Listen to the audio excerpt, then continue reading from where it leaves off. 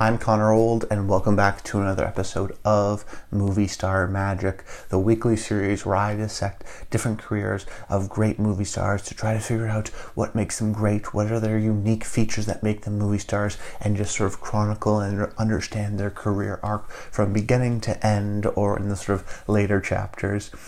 We try to figure out what makes movie stars great, what that extra little feature that they have, while also sort of analyzing their career and trying to find some similarities, try to find some interesting things while talking about some interesting movies. But essentially the structure of the show works, being that the first half of the video talks about the career arc in essentially 3 different chapters, talking about a defining movie within each chapter, and sort of chronicling the actor's career just so that we can get a better understanding of them as a performer and sort of the different stages and how they've changed and evolved as an actor and as a movie star. And then in the sort of second half of the video, the last sort of third, we talk about the defining feature.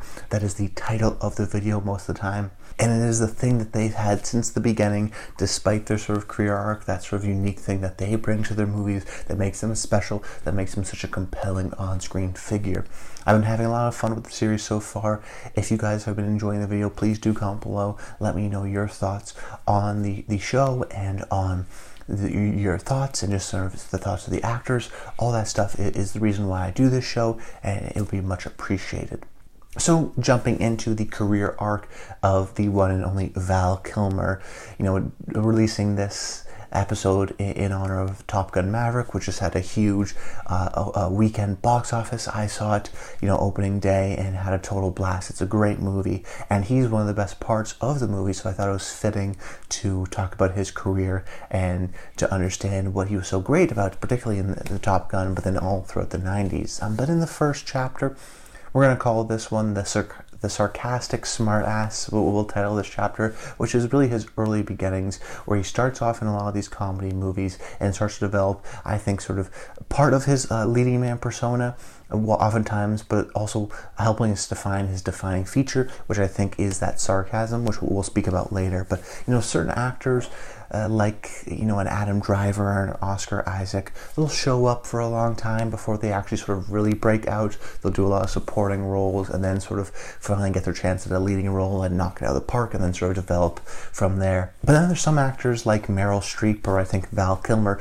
who just hit the ground running, and he's one of these guys where you look at his film credits and his first film credit is Top Secret as the lead. A really underrated and I think underappreciated Zucker Abrams and Zucker movie that he really sort of, I think, is sort of forgotten about, that it's a Val Kilmer kind of a movie, but he's really great in it. And that's in '84, and then the next year he's in Real Genius, which is another sort of coming of age kind of teen comedy that I was surprised how well it held up, and he's really terrific in it. And then you have something like Top Gun in '86, and then in '88, it's Willow. And that's just sort of this great, incredible run of successful movie after successful movie, not always in the lead part, but sort of developing in that sort of the most interesting character in all those movies, I think. And I call this chapter the Sarcastic Smartass just because whether it be in Willow, when he's sort of being a little bit more coy or a little bit more sly in something like Top Gun, where he's sort of giving these sort of great insults, or even something like Real Genius, where he's the slacker genius and is having fun and can, rib the dean there, but also have sort of that chemistry there. There's always some sort of sarcasm in a lot of these early comedy roles that he's in, and even if it's not directly a comedy movie, like in something like Top Gun, he does sort of have these sort of great biting one-liners. But the defining role, I think, for this chapter would be Willow. It's so hard to say because he just came out right out of the gate sort of swinging in these sort of comedic, early sarcastic type of roles. But I think Willow is great because it reminded me a lot of like an early Captain Jack Sparrow kind of performance. And I think Val has a little bit of that sort of Jack Sparrow type energy, particularly in something like Willow, where we have the main character of Willow, Warwick Davis, who is this sort of sweet and innocent and genuine and sort of pure great hero. And then you have Val Kilmer, who's sort of the more seedy, represents the more seedy underbelly of the humans and their world. And he's, really, I think, walks a fine line in this performance because on one hand, he's a terrible character to Willow, and Willow's our hero, and we don't want to like him. But because he's so funny, but because he's so sort of charming in his sort of sliminess and his griminess and some of that sarcasm that he brings to the movies.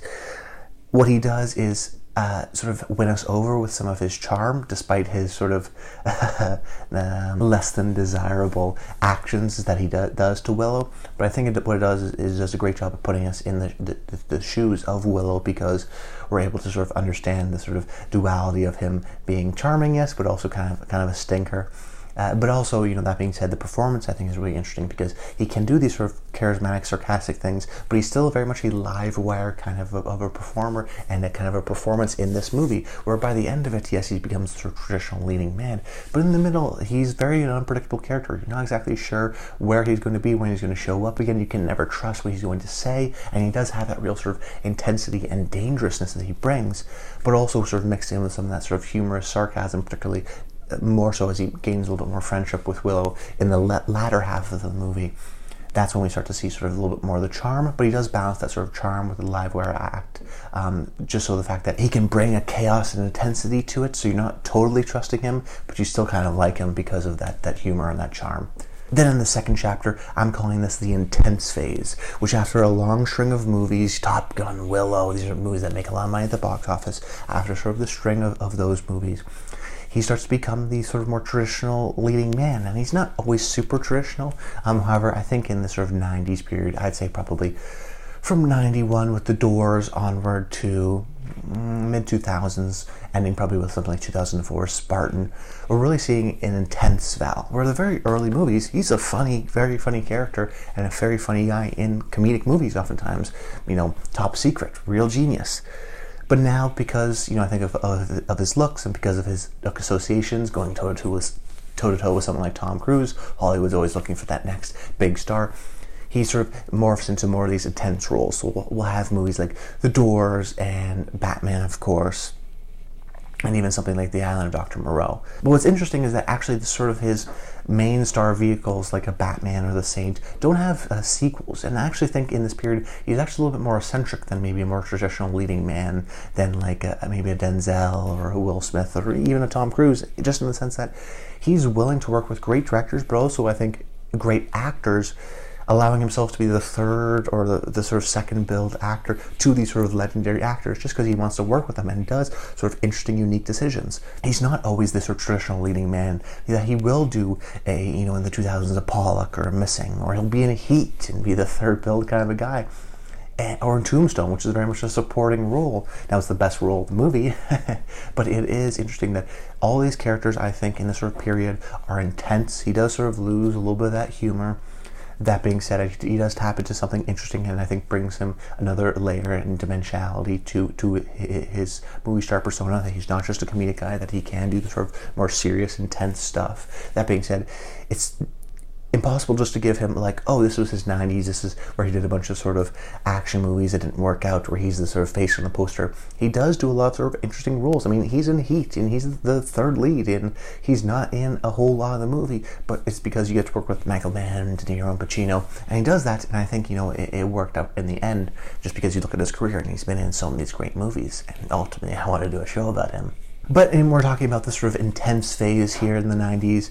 I wanted to go with maybe a performance like Jim Morrison in The Doors, which is totally transformative. But for me, I just kept on coming back, especially on the rewatch in preparation for this episode. I'm coming back to his role as Doc Holliday in Tombstone. So that's the defining role for this period, just because of his sort of approach to it, where he is sort of that live wire act. Unpredictability that he has from Willow, he does bring, I think, to Tombstone, because he's not one of the Earp brothers, along with Wyatt Earp. He is sort of like this kind of gun for hire, particularly at the beginning of the movie.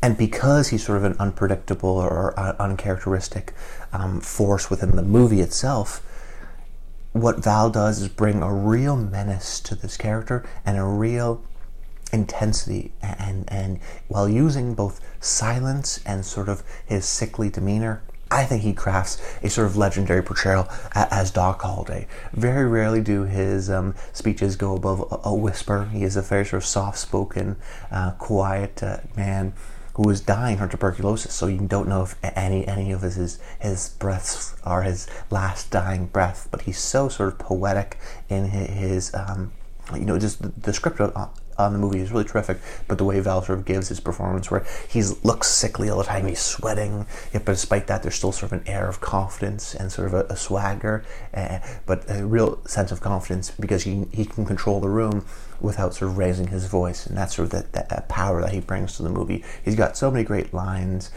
whether it just be the sort of physical performance of a man that is dying, clearly, but is sort of trying to overcome that and put on this face. Now, as an audience, we sort of see right through that. So we understand the sort of fact that, this guy is sort of putting this on. Val is able to communicate to the audience, but also it's fun to sort of just watch him be this sort of cool swagger kind of always says the right thing kind of a guy. And you can see why Wyatt Earp in this movie, played by Kurt Russell, and his character is great friends with Doc Holliday. And then the third chapter, I'm going to call this one the Coy Comedian. So, rewatching and watching a lot of his movies for the first time, particularly the early period, I was impressed with some of these sort of earlier comedic roles, but it's a sort of factor that really for about 15 years we didn't really get, from 91 to, I think, like I said, 2004 with the Spartan, David Mamet's Spartan. It's just something that sort of an extra little bit of a movie star persona that we haven't gotten so much from Val.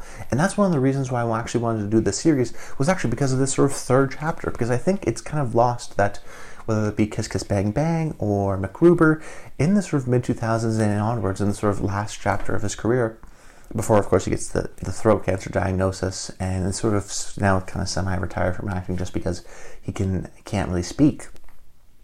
What I think is sort of lost, though, before that period, after the sort of talks about difficulties on set and sort of the loss of his maybe A-list status, what I think is lost is his ability to sort of go into a different kind of a role, where he is the sort of more comedic role. He goes back to what he started with, and he often plays these sort of less heroic, idealistic kind of a person. He's, in Batman, he's a square-jawed Adonis figure. Same thing with Top Gun. But in these later movies, thinking of course, MacGruber and Kiss Kiss Bang Bang being the sort of two goofiest characters, where he really sort of allows himself to be embarrassed in a certain way. But then I think of a movie like Deja Vu, or even his small appearance in Palo Alto, where he's playing these sort of nerd-type figures as not the sort of more traditional macho leading man. And that's what I really like about Val, is that, he'll do the sort of supporting roles if it's a great, script, or if it's a great director. And even in later times, he's not sort of clinging on to doing VOD action movies all the time, that he wanted to be like, hey, I'll just be the sort of goofy villain in this SNL movie in MacGruber. And it totally works, and I really appreciated that about him. So in this period, going back to his roots, going back to the comedy, and really leading into that sarcasm heavily, even more so than in his early 80s run there. And for the defining role for me, it has to be Kiss Kiss Bang Bang, playing Gay Perry. I thought about maybe going for MacGruber because I love that movie too, but Kiss Kiss Bang Bang has sort of made it into the Christmas rotation, and he's so great in this movie as a sort of private eye detective who's working with Robert Downey Jr.'s character, and he's in one part sort of, so sick that he has to be with this actor, and sort of always runs into him, and you never sort of trust him, but he is, that's ultimately his job. He has to find this person, but he's still sort of sick of the town and sick of Hollywood, and sees right through it. And that sort of meta leaning, that sort of heavy sarcasm, of course, mixed perfectly with the sort of quick wit dialogue of Shane Black. It's a really perfect marriage, and it's one of those movies when I remember seeing it, and then especially going back through Val's filmography, where, man, I wish we got like 10 of these. He's so good in this. He's such a perfect fit. He's just so lean to that I'm totally done with this kind of sarcastic, not cynical, but sort of sick of it kind of an attitude, which he's so great at in this movie. So just because it's Christmas rotation for me, just because he really shows off his comedic chops and a different side that we haven't seen for him, the sort of later period of these sort of more nebbish, nerdy, but also funny sort of roles, Kiss Kiss Bang Bang makes the most sense. And now just talking about the defining feature that I find within a lot of his movies, I called it the sardonic ideal, because he's sort of got these two interesting elements about him. On the one hand, you have to mention it, his physicality, his appearance is unlike others. You know, you look at him and you go, oh, that's a leading man. He is a guy who can play The Doors, he can play, you know, Jim Morrison, but he can also play Batman. He has that sort of square-jawed, sort of traditional physicality and masculinity, which is why he can play sort of like a Batman figure, but he can also play a little bit more of the sort of skinny, artistic, free-forming Jim Morrison. You know, he's got this great ability, and just based on his looks, where he's both pretty but also sort of masculine and rugged, so he's got that sort of interesting look in between him. So I call him the sort of sardonic ideal, just because he's great at these sort of sarcastic kind of approach to comedies, but also ideal in the sense that he should be the sort of traditional leading man, but he's often not, and the projects he chooses are always got this sort of interesting sort of spin to them. You know, The Saint was a movie that did well and made money, but it wasn't sort of the huge hit, and that was sort of his main star vehicle, and that didn't really sort of spawn anything from there out. But I think it's a really sort of pivotal role in understanding Val's career, because it does, I think, it is a perfect leading man role for him, because it allows him to be sort of the ultimate badass spy that he can pull off, that's super charming and can do the romantic stuff, but also allows him to be a little bit funny, and allows him to play different types of roles, of course, because of the Saint being the sort of you know, disguise wearing, you know, transformative chameleon type of a character. He can be funny in the different type of roles that the Saint puts on, but he can also sort of just be this sort of spy action kind of a figure in the more traditional elements of the movie. So just his physical looks and his physicality, just like how we talked about Stallone last week, you know, his physicality of Val is an important part of understanding him as a movie star. But then also interesting is just how he sort of undercuts that oftentimes, you know, we're looking at movie stars, and to be a movie star, you have to have some sort of relatability and some sort of likability. Despite being, you know, gorgeous in the case of Julia Roberts or Tom Cruise or Denzel Washington or Will Smith, these are sort of elite kind of a people. You don't see these people walking down the street that often. There's a reason why they're movie stars. They're sort of gorgeous and stunning, and they stop you in your tracks. But what's interesting about Val is that, yes, he has that sort of good looks, but he is able to relate to the audience, to gain sympathy from the audience, that adding that sort of element of reliability through his sarcasm. I think he uses that as a sort of a disarming mechanism to sort of allow the audience to go, hey, this guy looks like a Greek god, but he's actually really funny, and can kind of sort of joke about it and be a little bit self-deprecating and have that sort of dry wit. And he does that in a lot of his roles. You know, in something like Heat, which is a very more traditional role, he can do that, and he does that well. But then he'll do something like Tombstone, which has, I think, a lot of that sort of the poetic element to it, but also sort of the sort of cunning, sharp lines that he's done in Top Gun. And that just gives it a little bit, because he's able to be the sort of funny, sort of cool sense of comedic relief in these sort of movies. And because he has that ability, I think it allows us to relate more to the character and understand him more. And, you know, a perfect example, I think, would be Tombstone, just because you really care for this guy that's dying, because we're able to sort of understand his ability to stay light in this situation of darkness, in the sense that, you know, his ultimate death is looming over him. So combined, so this sort of, I think, the modern day equivalent, actually, when I kept on watching the movies, was like a Chris Hemsworth, because you look at him and you go, wow, this is an Adonis, Greek god type physical specimen. But Chris Hemsworth is very funny, and in the Thor movie sort of undercuts himself and uses some sarcasm to ultimately relate to the audience and to have a relatability and a human element to the character that he brings in the case of Thor. But he also does that in a lot of his other movies. You know, think of Cabin in the Woods or the upcoming Spiderhead. I think he's going to be in a similar sort of vein as well. So I think Val does that similarly, and it's an interesting sort of combination that we haven't really explored yet, but I think that's what made him such an interesting star in the 90s. And, you know, unfortunately he's lost his voice, but I do think he can still do some sort of acting roles, and I'd love to see him back because he was such a great job in Top Gun Maverick. Maybe the best scene of the movie, in my opinion, involves him. So if you haven't seen Top Gun, definitely check it out. It was a great time at the movie theaters. Definitely see it in a movie theater, and who knows, we may see it at the end of the year with my award show, The Connors, but we'll have to wait for that. That's about it, guys. I hope you enjoyed the video. Let me know your thoughts on Val Kilmer in the comments down below. That's about it. Until next time, stay tuned.